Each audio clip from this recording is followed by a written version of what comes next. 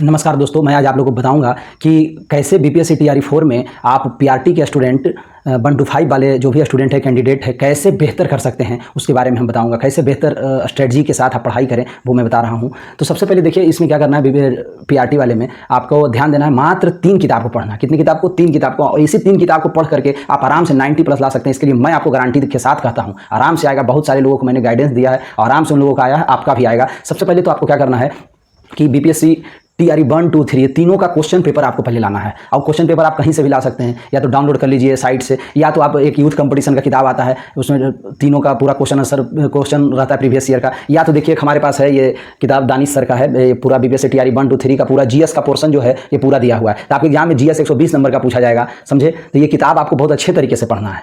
मतलब ये previous year पूरा क्वेश्चन इसमें डाले हुए हैं, और सब्जेक्ट वाइज है, और इसको आप एकदम अच्छे तरीके से, अगर सबसे पहले तो इसी को पढ़ना है, तैयारी करने से पहले इसी को पढ़ना है। तैयारी समझिए यहीं से चालू हो रही है। जब तक आप प्रीवियस ईयर नहीं देखेंगे तो कैसे होगा। देखिए, मेरी सफलता का श्रेय, मैं सिर्फ एक बीपीएससी टीचर ही नहीं बना हूं, इसके पहले भी 3, 4, 5 एंट्रेंस एग्जाम ये सब निकाला हूँ, सब में ये फर्स्ट अटेम्प्ट में निकला है, समझ गए। हमारा देखिए बीएचयू का एंट्रेंस निकाला हूँ मैं 2 बार, ग्रेजुएशन पीजी ये सब हुआ वहाँ से। फिर देखिए यूपी बीएड में निकाला हूँ, सीटेट फर्स्ट अटेम्प्ट में निकाला हूँ। यूपी बीएड हमारा सरकारी कॉलेज से हुआ था, बीएड हमारा, वो हमारा 4000 रैंक आया था। तो जहाँ भी मैं नेट क्वालीफाई हूँ, तो कहने का ये हम अपना बड़ाई नहीं करेंगे, हम अपने बारे में बता रहा हूँ आपको कि कैसे मैंने सफलता हासिल किया। हर टाइम मैं क्या करता था, किसी भी एग्जाम का प्रीवियस ईयर क्वेश्चन सबसे पहले उठाता था। किसी भी एग्जाम का प्रीवियस ईयर क्वेश्चन देखता था मैं 3-4 बार, और उससे मुझे पता चल जाता था क्या क्या टॉपिक आने वाले हैं, और टॉपिक को मैं नोट कर लेता था। और टॉपिक नोट करने के बाद मैं उसको उसी टॉपिक को करीब 5-6 बार मैं पढ़ता था लगातार। मतलब किसी एग्जाम को उठाया, मान लिया जाए उसमें भूगोल है, तो भूगोल में जैसे आप ही लोग का भूगोल देखिए, हम कुछ टॉपिक को नोट किए हैं, जैसे कि पर्वतीय, पठारी एवं मैदानी क्षेत्र था प्रमुख दर्रा। ये देखिए आपके प्रीवियस ईयर में क्वेश्चन पूछा जा रहा है यहाँ से।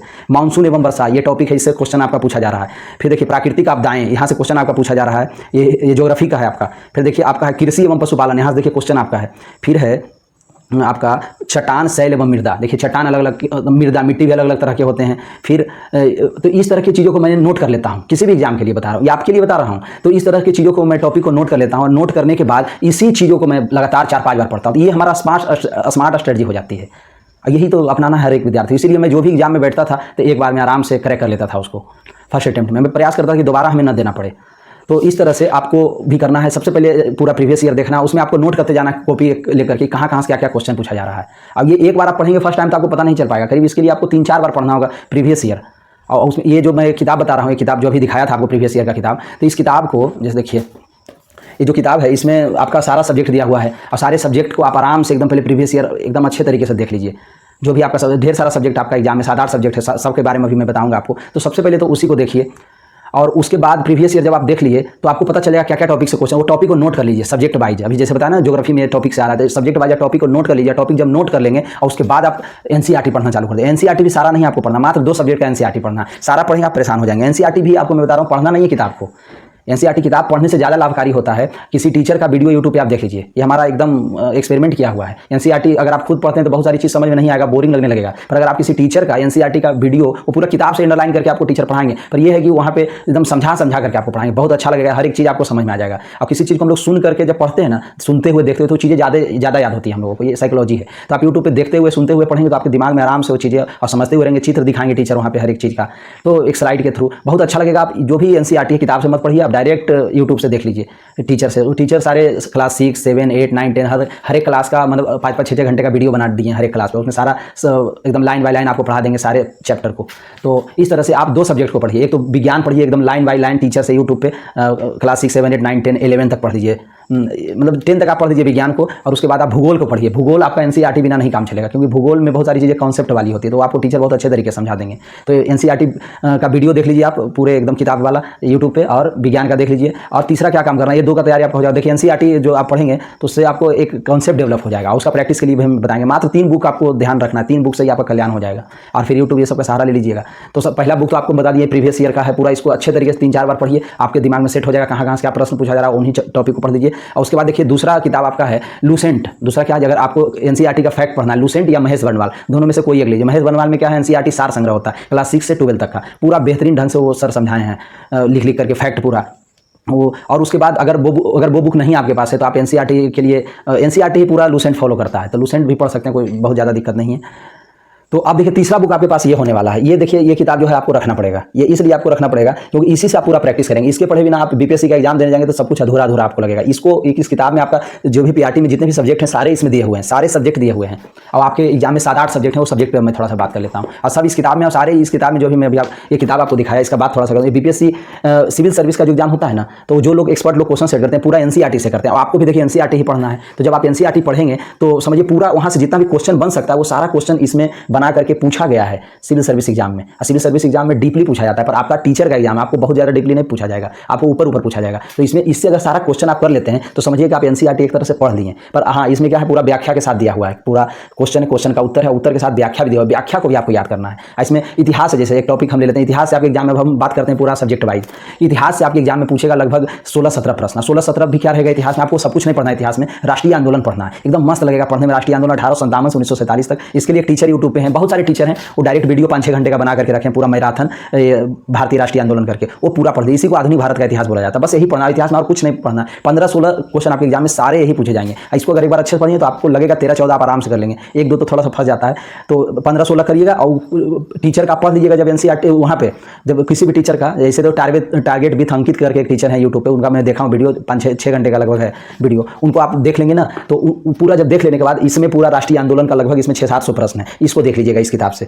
इसमें पूरे बीपीएससी का प्रीवियस ईयर है 1998 से लेकर 2023 तक। आपको अपडेट वर्जन वाला लेना है, यहाँ 2025 रहना चाहिए, और यहाँ 17वीं आपको ये किताब नहीं लेना, अपडेट इसका एक नया वर्जन भी आया वो लेना है। उसमें पूरा क्वेश्चन रहेगा आपका, पूरा बीपीएससी में जो पूछा गया, यही सब क्वेश्चन तो रिपीट किया जाता है हमारे टीचर के एग्जाम में, यहीं से सारा समझ में आ गया। तो एनसीईआरटी समझिए, इसको आप प्रैक्टिस कर लिए, इसमें व्याख्या रहेगा एकदम अच्छे से। तो समझिए आप एनसीईआरटी आप पढ़ लिए, तो ये तो हो गया आपका किसके लिए, इतिहास के लिए। अब हम लोग चलते हैं विज्ञान में क्या करना है। तो विज्ञान में आपको करना है, आपको सबसे पहले बता दिया एनसीईआरटी आप बढ़िया से पढ़ लीजिए यूट्यूब पे टीचर से, और जब वहाँ से पढ़ लीजिए तो अब यहाँ प्रैक्टिस के लिए फिर से इसी बुक को ले आइए, प्रैक्टिस यहाँ से करते चल जाइए। इसमें फिजिक्स, केमिस्ट्री, बायोलॉजी तीनों का पूरा दिया हुआ है इस किताब में। अच्छे तरीके से आप पढ़ लीजिए एनसीईआरटी का वीडियो देखने के बाद, सारा रिवीजन हो। इस किताब को पढ़ना है आपको 4-5 बार, ये ना कि एक बार पढ़ के छोड़ दीजिए, नहीं। इस किताब को आपको जब भी पढ़ना है तो एक बार शुरू में पढ़े, फिर पढ़ना है, 4-5 बार करके पढ़ना, लगातार नहीं। मैंने एक बार पढ़ लिए फिर छोड़ करके पढ़ना है, एक महीना करके ऐसे करके पढ़ना है। हम आपको बताएंगे कैसे पढ़ना है, पहले तो ये बात हम लोग जान लेंगे। और उसके बाद इतिहास में तो बता ही दिया, राष्ट्रीय आंदोलन पढ़ना है, फिर विज्ञान का टीचर का वीडियो देख करके इस किताब से रिवीजन करना है, पूरा एकदम प्रैक्टिस करना है, व्याख्या के साथ याद करते चले जाइए। व्याख्या एक भी मत छोड़िएगा, व्याख्या ही इंपॉर्टेंट होता है, व्याख्या से ही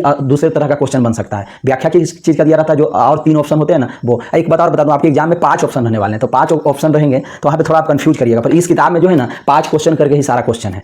जिस तरह से आपके एग्जाम में 5 ऑप्शन दिया जाएगा एमसीक्यू में, उसी तरह से इसमें भी सारे क्वेश्चन जो दिए हैं सारे 5-5 करके दिए हुए हैं। तो इसको आप जब प्रैक्टिस कीजिएगा तो आपको बहुत हेल्प मिलेगा, आप परेशान नहीं होंगे एग्जाम में। अब देखिए हम लोग 2 बात कर लिए, एक विज्ञान पे बात कर लिए, एक इतिहास पे बात कर लिए। तीसरा सब्जेक्ट हमारे पास भूगोल है। भूगोल का भी मैं बताया था आपको, वीडियो आराम से पहले पूरा एनसीईआरटी देखना है 6 to 10, और 11 को भी देख लेना है पूरा भूगोल के लिए। भूगोल जब किसी का वीडियो जब आप देख लेंगे ना किसी टीचर का पूरा अच्छे से, तो उसके बाद प्रैक्टिस करने के लिए फिर इसी किताब के पास आ जाना है। इसमें पूरा भूगोल, भारत का भूगोल और विश्व का भूगोल पूरा दिया हुआ है इसमें, 800-900 क्वेश्चन। और 800-900 क्वेश्चन अगर आप कर लिए तो आपके एग्जाम में एक भी क्वेश्चन हो सकता है 1-2 गलत हो जाए, कोई बड़ी बात नहीं, पर आपके पास भूगोल की एक अच्छी जानकारी हो जाएगा। भूगोल से आपके एग्जाम में करीब पूछा जाएगा 20 से 25 प्रश्न। अब 20 से 25 प्रश्न ही पे है जी, आप कर ले जाएंगे अच्छे। अगर 18-20 भी कर लिए तो फिर बहुत अच्छा हो गया। तो इसलिए भूगोल आप पहले एनसीईआरटी पूरा पढ़ करके और उसके बाद इससे प्रैक्टिस कर लीजिए। एक बार नहीं, इससे प्रैक्टिस जब भी करना है 4-5 बार। एग्जाम आपका होने वाला है लगभग दिसंबर-जनवरी में, तो दिसंबर-जनवरी तक इस किताब को आपको धीरे धीरे करके 4-5 बार पढ़ना है, तब जाकर किताब पूरा आपके दिमाग में सेट हो जाएगा और एक बढ़िया नंबर आप ला करके रैंक लाएंगे। उसके बाद हमें धन्यवाद आप दीजिएगा चैनल पे कमेंट में। अगर वीडियो मेरा अच्छा लग रहा हो तो आप लाइक प्लीज कर दीजिए,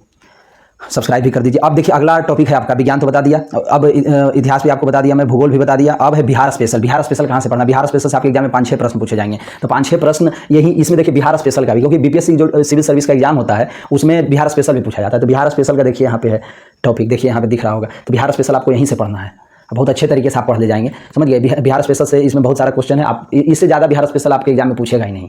तो इससे पढ़ लीजिएगा, तो 6-7 पूछा जाएगा, तो उसमें आप 5 तो कर ही लीजिएगा इससे अगर पढ़ लेते हैं पूरे अच्छे तरीके से। तो और कहीं से बिहार स्पेशल आपको पढ़ने की जरूरत नहीं, बस यहीं से पढ़ लीजिएगा। और उसके बाद क्या है, अब है करेंट अफेयर। करेंट अफेयर कहाँ से पढ़ना है? तो करेंट अफेयर आपके एग्जाम में 15-16 क्वेश्चन पूछा जाता है। तो करेंट अफेयर के लिए आपको क्या करना है, आप एक चीज़ देखिए, ध्यान दीजिए, अभी 2025 चल रहा है, आपका एग्जाम अभी होगा नहीं, आपका एग्जाम लगभग दिसंबर-जनवरी में होगा। तो दिसंबर-जनवरी तक करेंट अफेयर 2025 का ही आपको ज़्यादा पूछा जाएगा। जनवरी में मान लीजिए अभी, क्योंकि बिहार में चुनाव है, चुनाव के कारण तुरंत एग्जाम अभी लेगा नहीं। अक्टूबर-नवंबर में चुनाव है, तो सारे अधिकारी और कर्मचारी सब तो अभी व्यस्त हैं चुनाव की तैयारी में। और ये चुनाव अक्टूबर-नवंबर में होगा, उस समय सारे टीचर भी सब चुनाव में इधर उधर गए रहेंगे, तो कौन आपका एग्जाम करवाएगा? तो इसलिए हमें लगता है दिसंबर-जनवरी में जाकर के होगा। तो इसलिए आपको 2025 का ही करंट अफेयर पढ़ना चाहिए, क्योंकि उस टाइम तक 2025 कंप्लीट हो जाएगा। तो 2025 जनवरी से लेकर के दिसंबर तक का करंट अफेयर आपको पढ़ना है। कहाँ से पढ़ना है? डुटेरिया पढ़ना है, उत्कर्ष क्लास का पढ़ना है, या जिस एक शंकर सर है यूट्यूब पे उनका पढ़ दीजिए, या किसी भी टीचर का पढ़ दीजिए। और क्या करना है आपको, जैसे जनवरी है तो जनवरी का मतलब कि 2 घंटे का कोई मैराथन लाता है, पूरा जनवरी 2025 का जनवरी का 2 घंटे में आपको सारा इंपॉर्टेंट जो है वो पढ़ा देगा। देखिए आपका जो करंट अफेयर पूछा बहुत ज़्यादा डीपली नहीं पूछा जाएगा, ऊपर ऊपर पूछा जाएगा, समझ में आ रहा है? ये आपका बैंकिंग का या एसएससी का करंट अफेयर नहीं है कि बहुत ज़्यादा डीप में पूछा जाएगा, ये आराम से ऊपर ऊपरी ऊपरी पूछा जाता है। करंट अफेयर में आपको ध्यान देना, कुछ बिहार का भी स्पेशल करंट अफेयर होता है, वो भी आपको थोड़ा सा पढ़ लेना है। और कोई बिहार के जैसे डुटेरिया वाले टीचर से कीजिएगा आप क्लास, तो या जो भी बिहार के टीचर हैं जो करंट अफेयर कराते हैं, तो बिहार का भी स्पेशल करंट अफेयर करवा देंगे आपको, क्योंकि बिहार का करंट अफेयर जो होता है 5-6 वहाँ से भी पूछता है। जैसे कि मगही पान को मिला है जीआई टैग, तो पूछा जाएगा मगही पान कहाँ, किस राज्य को जीआई टैग मिला है? तो बिहार को। इस तरह से आपको पूछा जाएगा प्रश्न। अब देखिए मखाना बोर्ड कहाँ स्थापित हुआ था? बिहार में। कहाँ? तो इस तरह से प्रश्न आपके यहाँ रहेंगे। तो ये सब बिहार का करंट अफेयर हो गया। तो इसी तरह से आपको करना है। करंट अफेयर के लिए 2025 का जनवरी से लेकर के दिसंबर तक पढ़ देना, जब तक एग्जाम ना हो आपका। अभी तो मान लीजिए अभी पढ़ना चालू कर दीजिएगा, तो अभी तो आपका जुलाई खत्म हुआ, तो जुलाई तक आपको सब मिल जाएगा। अब हम लोग आगे चलते हैं। एक टॉपिक है आपका ईवीएस कहाँ से? ईवीएस से भी 6-7 प्रश्न पूछे जाते हैं। तो ईवीएस कहाँ से करेंगे? तो ईवीएस करने के लिए आपको क्लास 11th का ज्योग्राफी का एक टॉपिक है, भारत भौतिक पर्यावरण। एक किताब ही है, भारत भौतिक पर्यावरण नाम से, ज्योग्राफी का है, क्लास 11th का। उससे बाहर ईवीएस पूछेगा ही नहीं, 6-7 प्रश्न ईवीएस का पूछेगा, उससे बाहर कहीं कुछ नहीं पूछेगा। उस किताब को आप बढ़िया से यूट्यूब पे किसी टीचर से पढ़ दीजिए, या खुद से भी डाउनलोड करके उस किताब को पढ़ दीजिए। एनसीईआरटी का किताब है, ठीक। ये हो गया ईवीएस के लिए। और क्या, ये महेश बर्नवाल वाली किताब से भी आप पढ़ सकते हैं, कोई बड़ी बात नहीं है। समझ में आ रहा है? अब चलिए, महेश बर्नवाल है तो उससे भी पढ़ सकते हैं इन चीज़ों को। एनसीईआरटी का वो सार संग्रह नहीं अगर है तो लुसेंट से भी काम चल जाएगा, नहीं तो बताइए आप डायरेक्ट यूट्यूब पे वीडियो देख लीजिए एनसीईआरटी का, तो सब एक ही बात है। पर आपको प्रैक्टिस इस बुक से करना ही पड़ेगा। अब लास्ट टॉपिक हमारा मैथ और रीजनिंग। मैथ और रीजनिंग दोनों 15-15 नंबर का लगभग पूछता है, 30 से 32 नंबर का, कभी 15 कभी 16, इस तरह से पूछता है मैथ रीजनिंग। तो मैथ रीजनिंग तो आप आराम से कर ले जाएंगे 15-20 दिन, अगर एक एक टॉपिक भी पढ़ें तो रीजनिंग बहुत ईजी पूछा जाता है, बहुत हार्ड नहीं। पर मैथ में क्या करना है, आपको ध्यान देना है। मैथ कहाँ से पढ़ना है वो हम लोग समझते हैं। मैथ के लिए किसी भी टीचर का आप सर्च करके दीजिएगा कि बीपीएससी टीआरई 3, क्योंकि 3 में टीचर बहुत सारे लोग पढ़ा चुके हैं। टीआरई 3 या 4 करके आप मारिएगा कि 1 to 5 मैथ प्ले लिस्ट आ जाएगा। वो मैथ पूरा टीचर पढ़ाए हुए हैं, एकदम इंपॉर्टेंट टॉपिक टीचर पढ़ाए हैं, तो उसको आप आराम से एकदम पढ़ लीजिए। तो आपका मैथ भी इस तरह से क्या हो जाएगा, क्लियर हो जाएगा। तो मैथ बस एक ही टीचर से कीजिए, मैथ सारा टॉपिक को कर लीजिए। सारा टॉपिक या 5-6 टॉपिक इसमें पूछा जाता है, जो मैं नोट करके रखा हूँ क्वेश्चन देखने के बाद। Geometry, algebra, mensuration, trigonometry, profit loss, number system, फिर SICI, और फिर पूछा जाता है परसेंटेज। जैसे टॉपिक को मैं नोट किया हूँ क्वेश्चन देखने के बाद, तो इसी तरह से पूछा जाता है। तो 15-16 लगभग क्वेश्चन आपका मैथ में पूछा है। फिर रीजनिंग में भी कुछ इंपॉर्टेंट टॉपिक है, clock, ranking, series, alphabet, classification, coding, decoding, word arrangement, analogy, missing number, counting figure, इस तरह से कुछ टॉपिक हैं जो आपके लिए बहुत ही, ये सब पढ़ दीजिएगा। अगर आपको मेरा वीडियो अच्छा लगा हो तो इस चैनल को सब्सक्राइब कीजिए, लाइक कीजिए, और आप मेहनत करते रहिए, और हम आपके लिए एकदम बढ़िया बढ़िया वीडियो लाते रहेंगे। ओके, धन्यवाद।